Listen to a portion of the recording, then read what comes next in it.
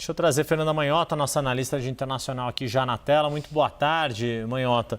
Como a gente havia falado no começo da semana, à medida que os focos, o holofote, saísse do conflito entre Israel e Irã, naturalmente a situação da faixa de Gaza voltaria à tona e agora a gente vê ainda a questão da crise humanitária sem uma perspectiva de solução à vista, pelo menos no curto prazo.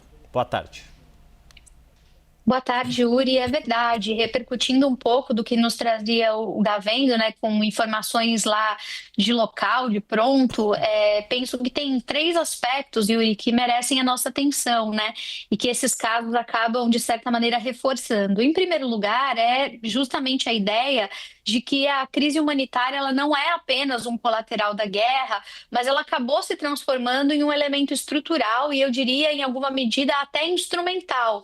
Isso porque quando a gente vê que a escassez de alimento, o bloqueio de ajuda, ele passa a operar como ferramenta de guerra, isso significa que a gente tem ali um elemento compreendido como mecanismo de pressão política, né? Também isso acaba se transformando em um recurso que a guerra acaba proporcionando aos lados. Em segundo lugar, e a questão do Hamas nesse ponto é bastante emblemática, a gente já falou aqui antes sobre o fato de que há um vácuo de poder e uma incerteza sobre qual vai ser a governança da faixa de Gaza.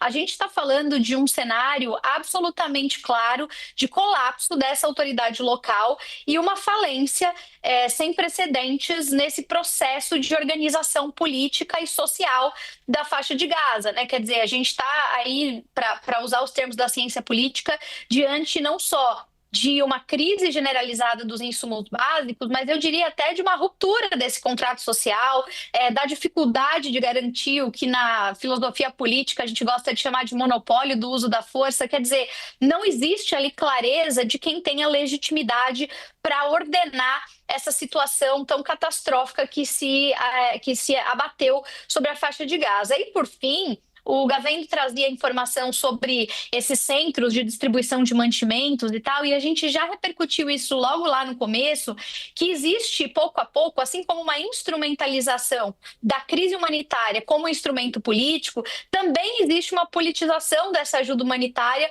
do ponto de vista desses esforços internacionais. Inclusive, uma das principais polêmicas relacionadas a esses centros, Yuri, como você bem sabe, é que agora a gente tem fundações, estruturas privadas operando ali para além do que já se praticava com as organizações internacionais. Então, além da crise em si, também existe uma discussão sobre qual é o papel de neutralidade ou qual é o interesse e o mecanismo de ajuda política que está por trás dessa distribuição. Nesse sentido, o que a gente tem é uma fragmentação enorme e uma crise de várias dimensões, né? Quer dizer, começa no básico das necessidades humanas, passa pela crise política de governança e chega até uma certa crise de credibilidade das próprias estruturas internacionais, Yuri.